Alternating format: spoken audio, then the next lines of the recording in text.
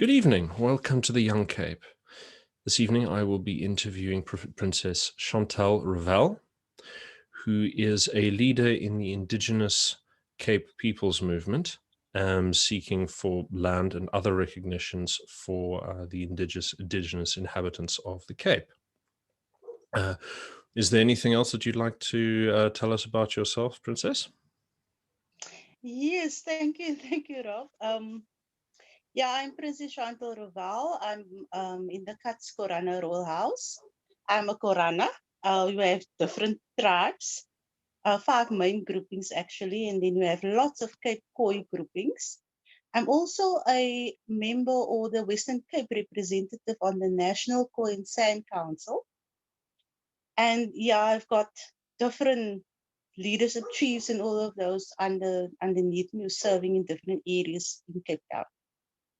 So, and I've been it's a Khoi and Sand resurgence movement for over 20 years now that we've been struggling firstly for recognition. And then we didn't even touch the land issues yet, just the surface, not even scratched it. But it's been a long, hard walk until now. Yeah.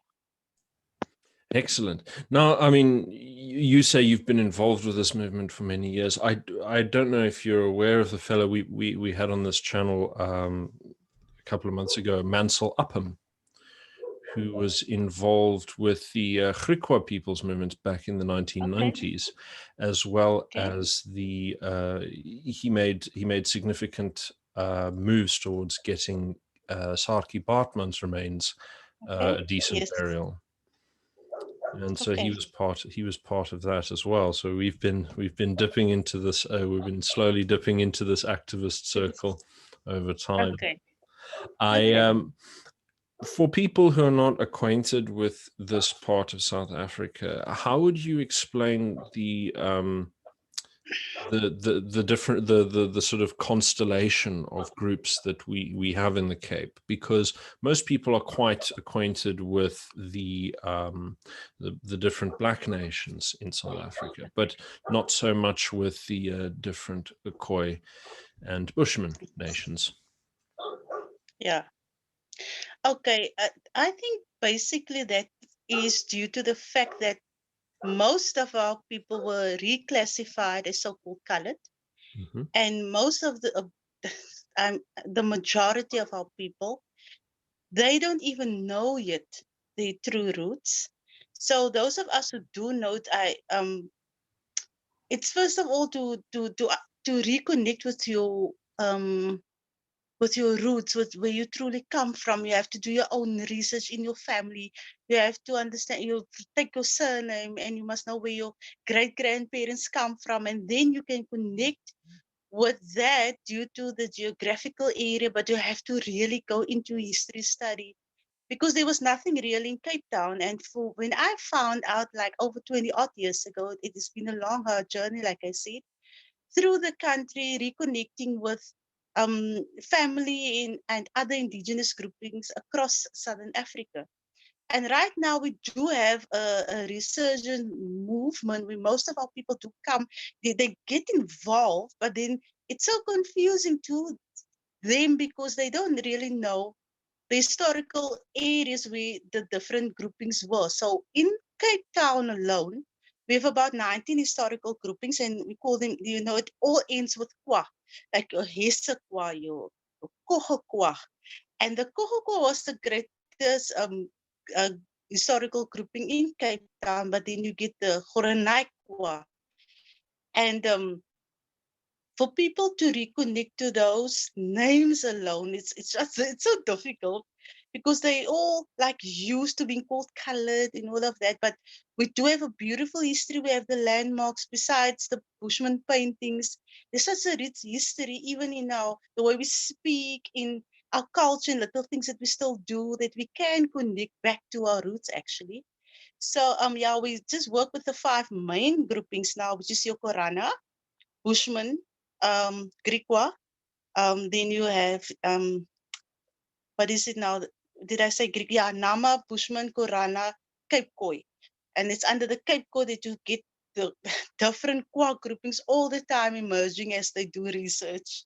And then you have your bloodline leaders that you know they can still prove actually where they come from, like my king, King Joseph Katz, the Katz Korana Royal House.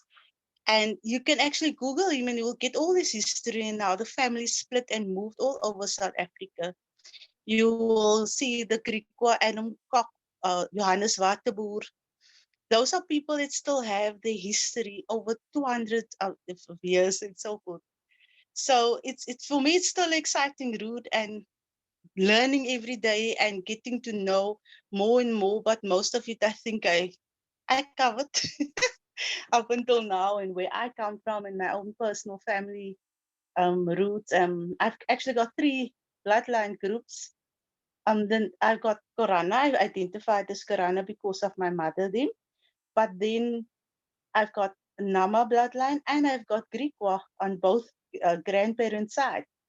So it's been an intermarried story in my life, you know, but I'm clear with where I come from. So but if I speak to people that's still learning, it's like really simple. You just take it from your grandparents, where they used to live, which area they come from in the Cape or wherever. You know, you must remember that it was the Cape Colony first, and there were no borders, and it was all like one big great colony where everybody lived together before the borders was put in place. And like one of my great grannies lived in what they used to call the Zuidwest, which is now Namibia. Mhm. And she was the Nama great grand granny from that side. So um, people just need to constantly go back to the Mm. grandparents, great grandparents, and just find out where they used to live, because you must remember, even with the surnames, was changed a lot. I don't know if you know the story about how the slaves came in and they were like the surnames changed in the month that they came in. You came Yeah, in yes, yeah. January. I'm aware. I'm aware of that convention. Yes, So in you can't take the same. February, and so famous South African academic Judith February. So you know. Yeah, yeah. So you can't go on the surname alone. You look at the Bushman like David Kruiper. Somehow he used to creep a lot, and he was named. And you understand what I'm saying? David Regopstander, Petrus Faalboy. Well, I mean, Because the Dutch have the same sort of peculiar naming conventions. When Napoleon rolled in and told them all to get surnames, yes, they pulled whatever they had to hand. yes. Like this one king, Johannes Waterboer. So how you get a waterboer Oh, maybe is it's like more water blommetjies. yeah, yeah. But it's interesting, yeah, and Hmm. like I said, it's still every day for me. It's learning new things, but it makes a lot of sense when you're actually part of it and walk the walk, and especially when you listen to the older people. Hmm. For me, that's the best part of it. Um, Not always just the pain and what went wrong, but also to get to know who you are in things that you do still in your house, and being able Hmm. to tell your children like, no, this is what my great granny used to say, and this is where we come from. It's really um I'm proud of who I am. So you the know fragments of the oral history, still some of them percolate through. Still, like these words, little words that we still use when we were children. Our parents used to, they will smack you if you say ha, but Oh, ha, really? it's actually yeah, it's like you don't speak like that to the grown-ups, but don't me. It Oh, just that's means no. interesting. Hmm. Yes, they were very like, when I was a child, you would like answer a grown-up like they will smack you, but later on you learn that comes That's from a Khoi word. There's a word That's like Abba. interesting because I mean, when Yeah. I was because I mean, like I grew up in Wellington, and it's fairly common sort of way to respond in the as a kid in Uh-huh. the Cape, but it doesn't have the same little taboo over it that you just described at all in the white community. Yes, different name, but it's like the same meaning. And then I don't know if you know Abba, like Abba, the one on the back. Oh It yes, was, yes, yes, yeah, yes. yeah, No, yeah. no, no, yeah. Apathy is actually coming from Khoi word that we still do, and I don't know, especially in our communities where they in the Afrikaans Pinksterkerke, Okay. Pentecostal churches, the old Pentecostal churches, even the dance like kring dance, the dancing in the circle, Yeah. which we call like jay. Yeah, it's like praising, but that Mm. used to happen like it's a dance in a circle, and it's things that's still happening today. Mm. And yeah, and the click with the tongue, the I mean, it just comes through still very small, but it's still there, I think you it's very. know. And it, Mm. I think it's very yeah, unfortunate, though, that so much of the intermediating context has been destroyed. First of all yes, by sort of colonialism, and then secondarily by modernity, which has its yes, own corrosive qualities. And I think one of the things that I puzzle over a lot is the extent to which the sort of the romances that people, left-wing people from the white community, will tend to impose. To what extent do you think that sort of will shape and distort people's images in the community? Because we know about the right-wing conservative problems, because we've been chewing that ball for a good 25 years. We know the wounds that have yeah. been wounds that have been inflicted there. Mhm. Do you think that these two sort of sides of Western society have had different influences, do you think, on how your culture is remembered in the broader society? Definitely. You know, for the name colored alone means confused. These groupings that try to, take government to court, trying to do away with the term colored. Mm, Then you get groupings that says no, but be proud of being colored, and that alone is a very confused statement because it's not an identity; it is a classification, and people were for centuries used to being told what to do, who they are, how to think, mm, and to speak to a person that has never been exposed to their roots, where they come from, the culture. You have to explain it like in very simple ways because they will get confused and they say, "Ah, but that's not me," and I don't yeah, know about that stuff. And then it's been difficult. I want most of the in Cape Town when I started. The newspaper, there was this little newspaper that did coverage on something that I did, and they laughed at Papa Petrus Valboy, bushman from Kalahari, that came through to assist me. And they laughed, the community laughed because they weren't used to this. Some were afraid of it. Some thought that um, the dance that we did and even like just acknowledging our forefathers were mm, like witchcraft okay. because, yeah, stuff like that. Just because they're afraid of what they don't know.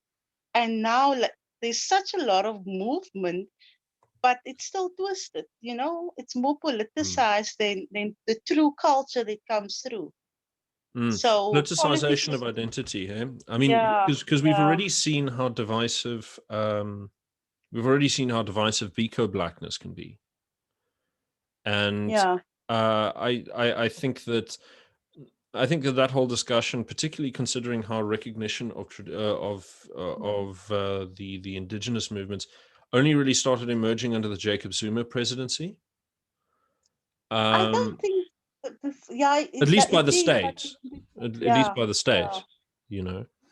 yeah, And I think the thing about Jacob Zuma, I mean, putting aside all of his moral shortcomings and just discussing the ideas, he strikes me as a man who is much more traditionalist, and he didn't hew strictly to racial categorization so much as ethnic ones.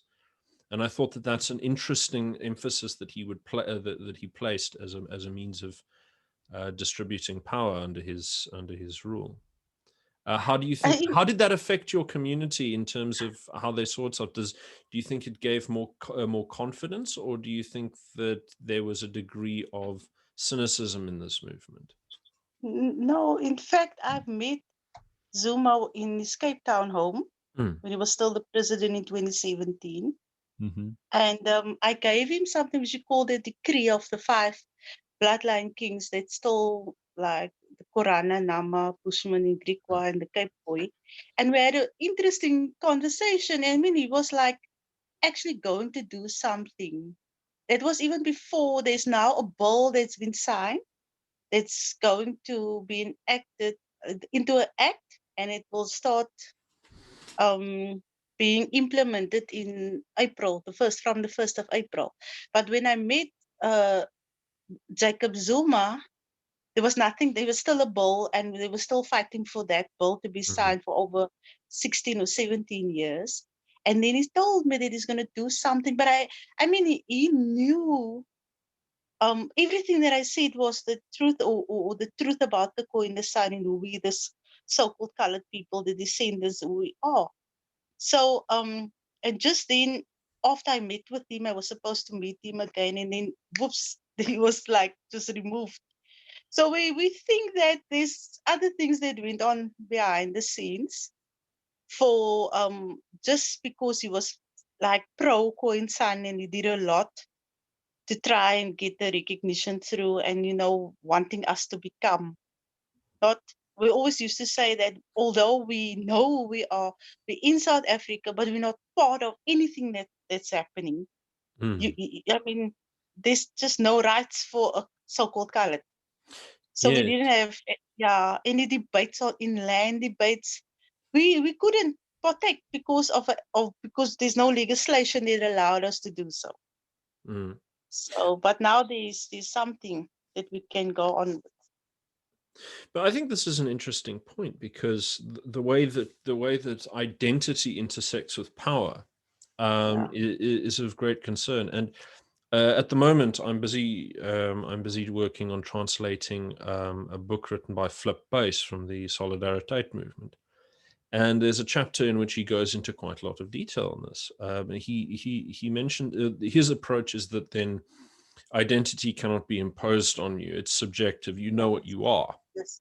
Yes. Which is, and in doing so, he obviously the big themes of Afrikanerdom, addressing the kleurling vraagstuk and so on. Yeah. I think, I think even the most conservative Afrikaners now are facing that question rather head on. And I think the way that he's been talking about this, and this is something that I would love to ask your opinion on. So the way that the state tends to recognize various identities makes people dependent on the state for recognition to feel confident in their right to be. And I was wondering what you think of Solidariteit's approach to this, of distancing oneself from the state, at least at a spiritual level, and saying, well, I exist independent of this thing. Yeah. No, I like the way you put it, eh? Like, I know who I am. Yeah. It is a spiritual thing, and I don't need that recognition. I think it's just the recognition part for the people is not as much as you must tell me who I am in order for me to exist. I know who I am. I just want you to acknowledge that. Yes. And I mean, I've been in many meetings over years, and fighting with government, and then the people will turn on each other because of what they want to acknowledge and what they don't want to acknowledge. Like, for instance, now this new act there was a commission that will come out. They will go out and verify your information. If you truly say if I'm Princess Chantal, I need to prove that. I need to prove where my lineage comes from. I need to prove that to them in order for them to give me statutory recognition. But in my mind, I don't need that. My grandmother, them certainly don't need that. I don't need to prove anything to you. So I can certainly, I would appreciate if more people would like think like that and just move away from that type of thinking and be dependent on that and start being and coming to their own right and speak as if they are the first people and not wanting to get acknowledged and then only start. Because it's almost like it paralyzes people truly and they just never free, although they think they're free, they're still in this prison of dependency on what others think of them and how they must act and what they must do. And I absolutely hate that. So I move and speak wherever I go. I don't care if you don't want to acknowledge me according to what you think I must be. I know who I am. So I'm ready to move into that wherever. And that's why I've never been scared to just say, listen, yeah, I'm Princess Chantal, I'm Korana. That is who I am. I don't know when last I ever said the word color that I'm colored. No, I don't even think that way anymore because it's not who I am. So I think when I do that, I see more people starting to do that, but they do that more like to convince others or maybe themselves. Yeah. I don't feel the, I don't feel the need to convince anyone anymore. It's like I'm comfortable with it, and government, they had a big role, both previous dispensation and now, in the way people just try to get this acknowledgement of existence. you Yeah. know. Mm. So yeah. No, grand. One question that occurs to me is that so there's a lot of return to tradition and a lot, or at least an attempt, because as we know, much of this has been lost. I've one thing that occurs to me is that the spiritual tradition in particular is, and forgive the crude terms that I'm using, it variously defined as either animist or pagan. To what extent do you find people in the indigenous movements sticking to remaining Christian, and how much compatibility do you sort of see within the communities between these two spiritual traditions? You know what? When I started out, I was part of a church. And I mean, I was a faithful churchgoer for over 20 years. I've seen myself as a born again believer. And I've had many obstacles. I'm telling you now, it wasn't an easy walk. Because most of the Khoi indigenous people actually blame Christianity for we find ourselves today.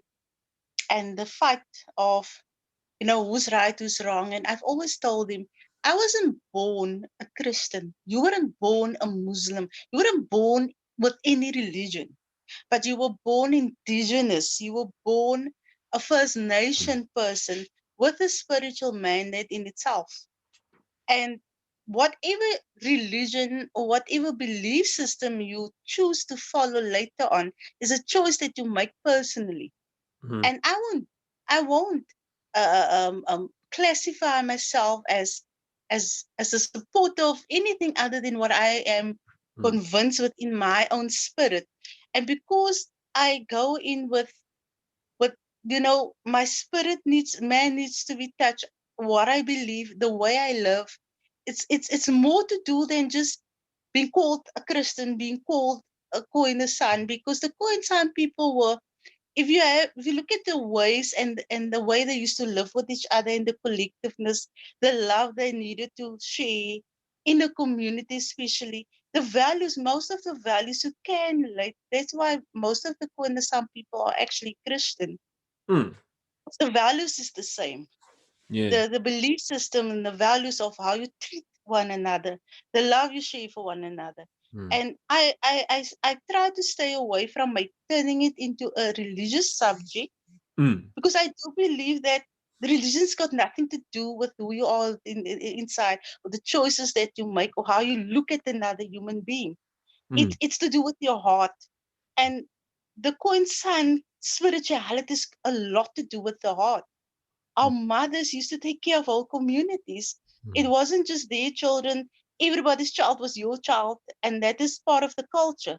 So if you turn that into a belief system, it goes a lot with what the Bible teaches you, tells you to do.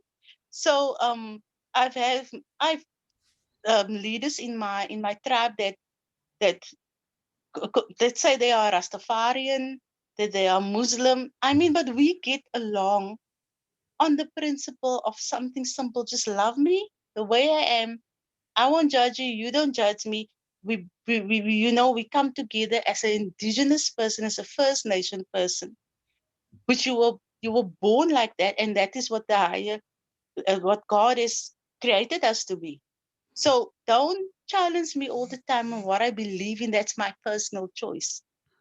It's my life, and if I believe in Christ, it's my choice. If I confess I love Him, it's my choice. But it's got nothing to do with how you were born or where God chose to place you to be as whatever.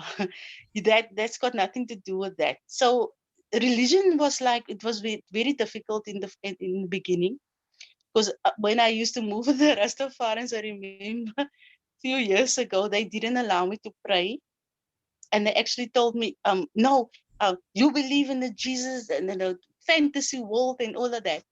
And sorry, I must say, it wasn't easy. Sorry. Can I have a little water quick? No, of course.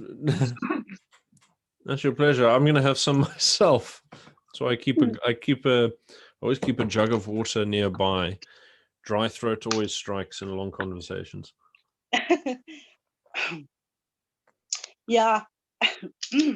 But there's something, the spirituality of the Khoi and the Sun have been questioned a lot, especially with, the myths of rain dancing, the myths of what we believe in, all Yeah, of that's that. bringing over stuff from like Native America. This is weird sort of white people's romance of the noble savage nonsense. Yes, yes. But I've many. I see myself as a nation builder as well. So I have strong relationships with whoever in the country that wants to work towards unity, and just nation building and accepting one another. And I mean, for me, it's not difficult.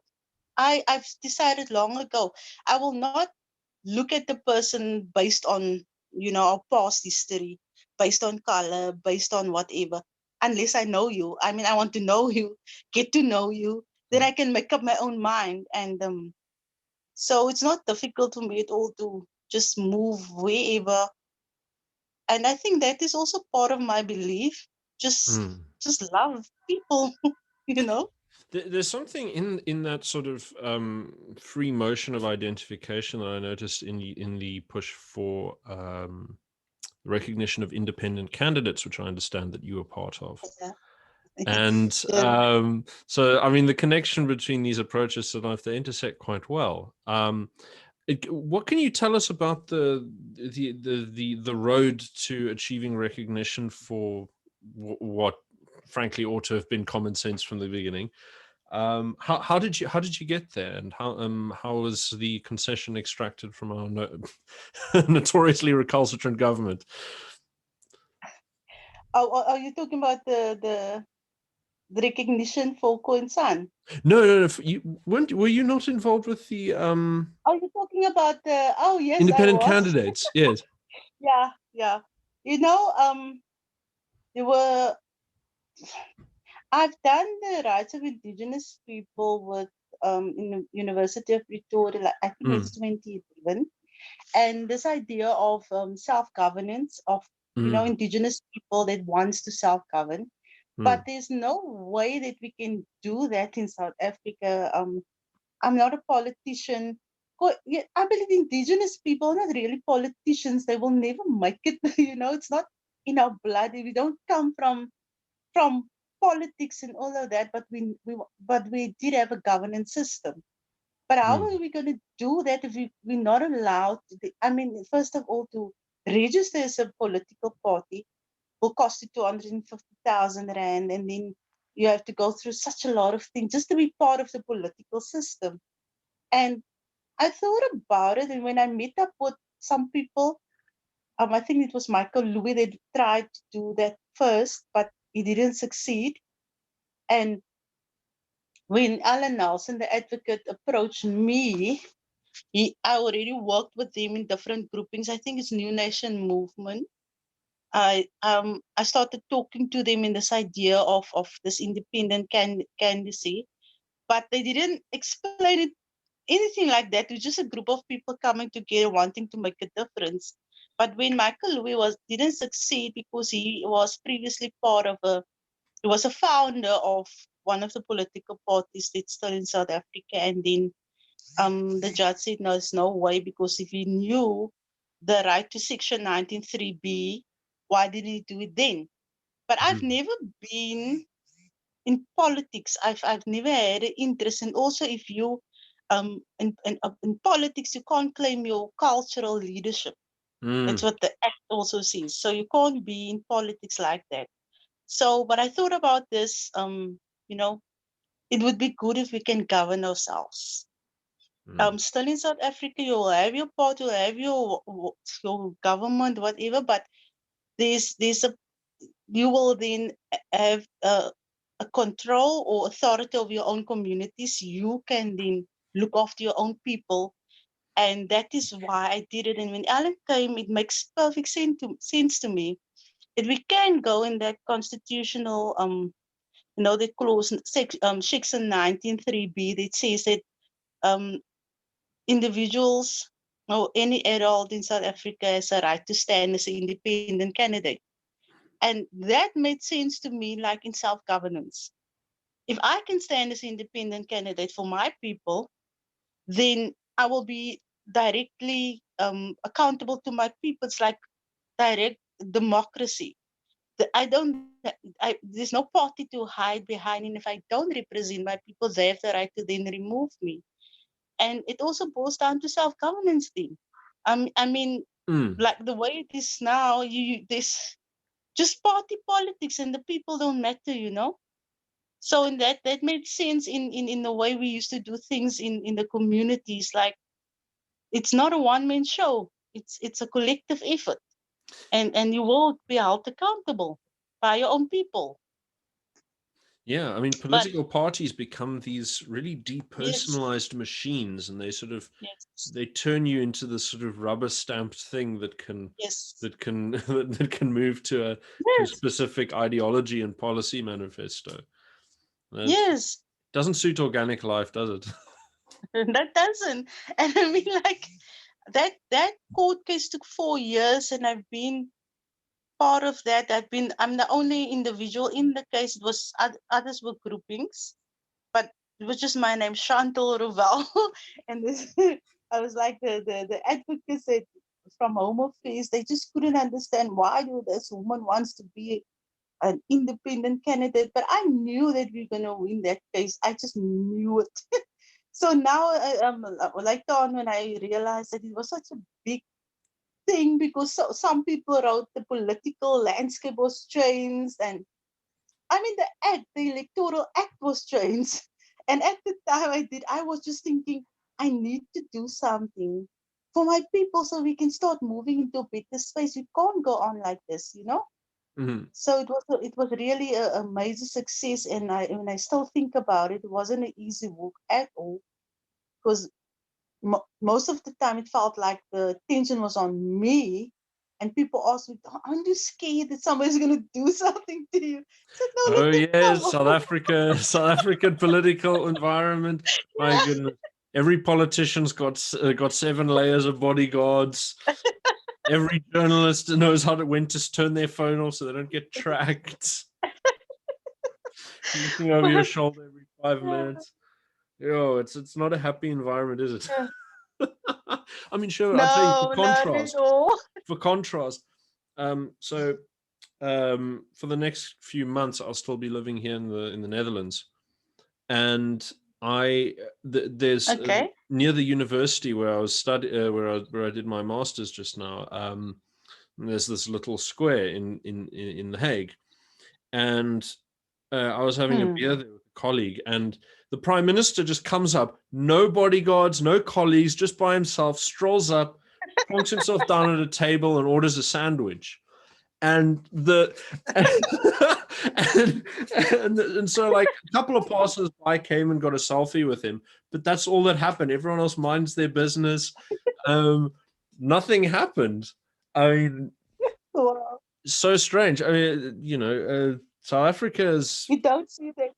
It's No, you totally don't. different. Oh, too much contestation, hey.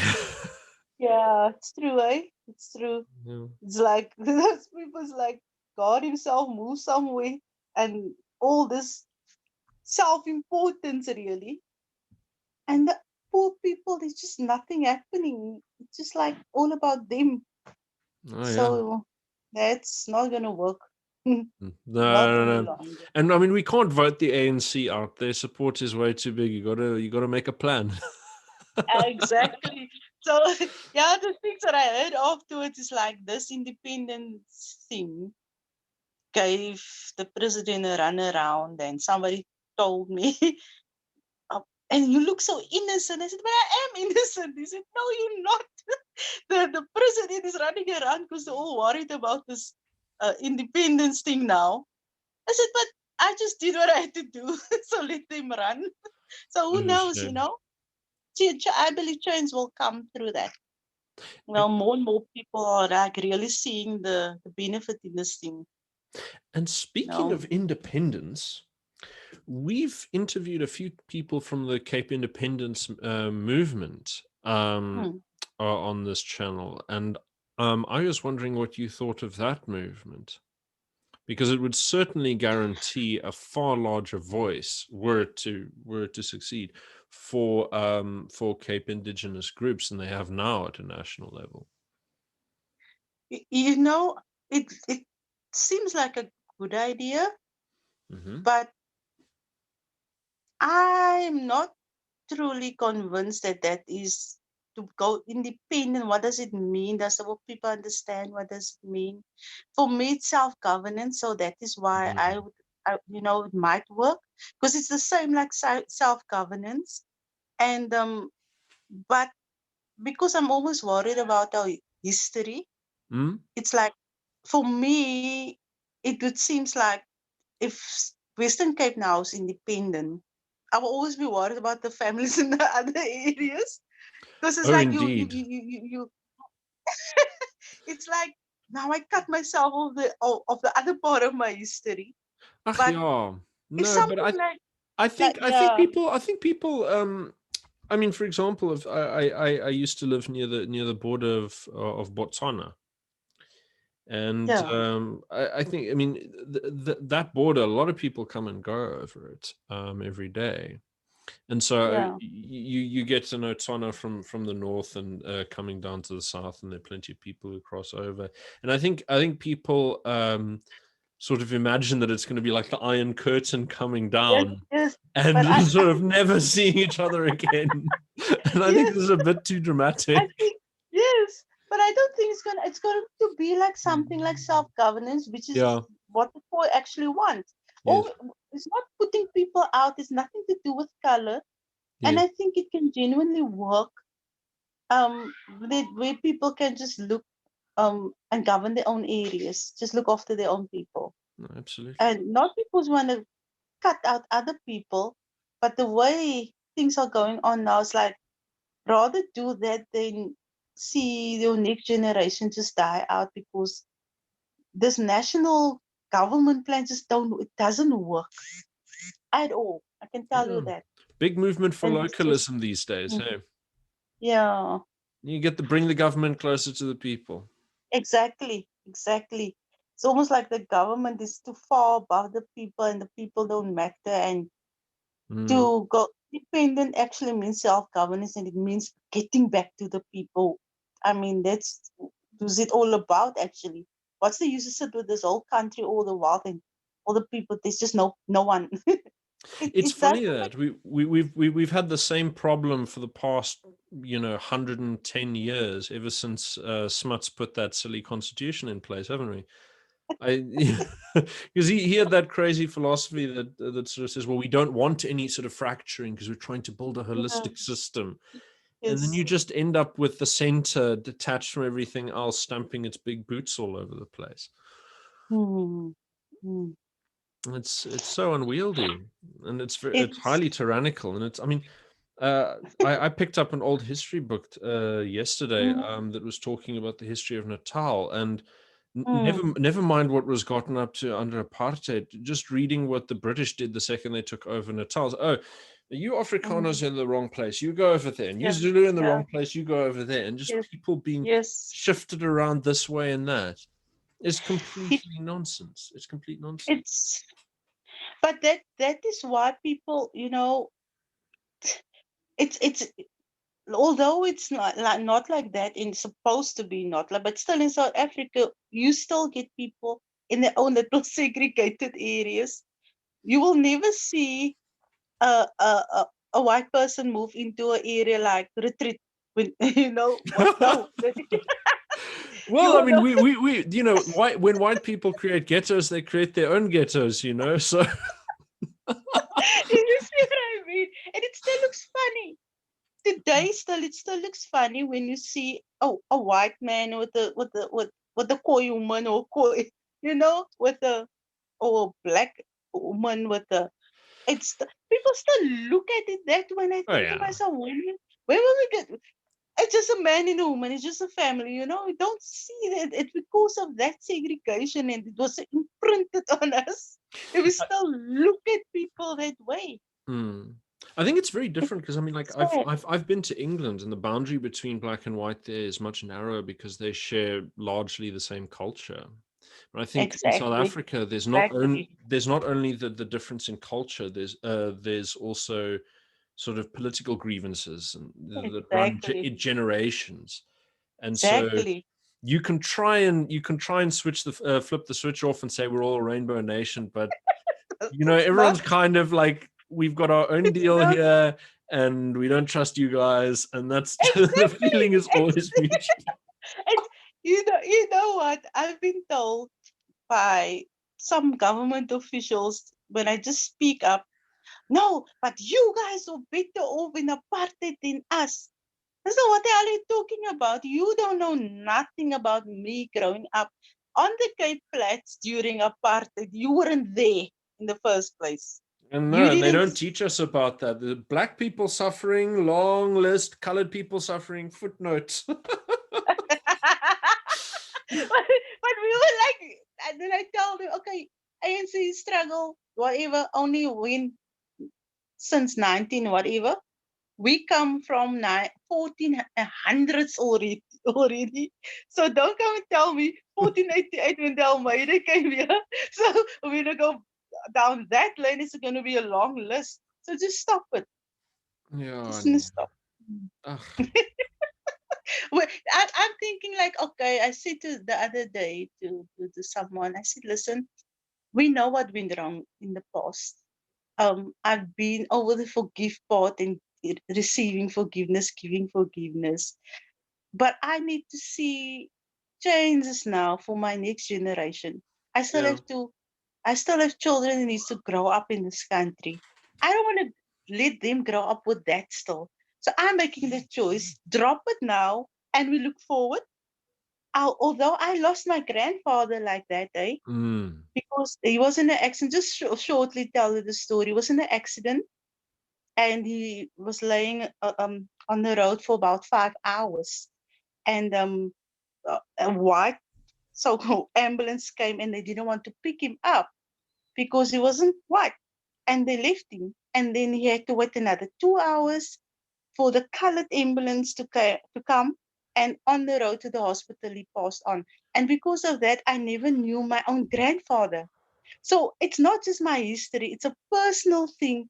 But I decided I, I can take that story and teach my children to just hate on and never live their lives the way they could with other people, not seeing that all the time. Or I can just, heal. And I mean, I was I was in my 30s already when I started really crying about it, because I realized he could have made such an impact in my life, and a lot of things changed because of that. But I can't live my life now, you know, keep on hating. I need to make a choice. And when I tell people, like, listen, it's not that I'm just saying, get over it, move on, whatever. Lots of things also happen in democracy now that I also suffered, Mm. you know? So where do we stop? Just come on now, man. It's not working. It's Yeah, not this, working. the government, the people who wield the force of violence, like the state, they have no place interfering with issues of race and identity. I mean, Yeah. it costs us so much. I mean, you think about I mean, sorry to harp on a white man's sort of issue now, but the BEE thing. I mean, people think, oh, well, white people Oh, can still get a job. Well, that's because all the people who couldn't get jobs left the country. yeah. So, and the thing is that every one of those people who leaves the country, by most statistical metrics, cost approximately 10 unskilled jobs in terms of economic development. You Yes. think about how much we're losing chasing away, skilled middle class that could be. Exactly.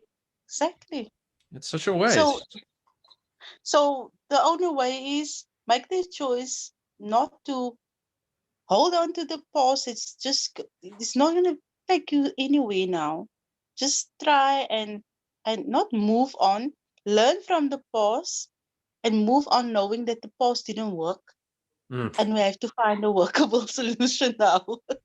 It didn't work. So just leave it at that. And there's no use you're gonna try and turn, and it's almost like a retaliation just now. Like you did that, we will do that. Where are we gonna end up? Hmm? No country at all. I think that's an excellent note on which to end this. And Yeah. thank you so much for coming on with us. And Uh, it's been a pleasure. it's been a pleasure talking to you, Robert. All right. Nice meeting you. Likewise. Goodbye.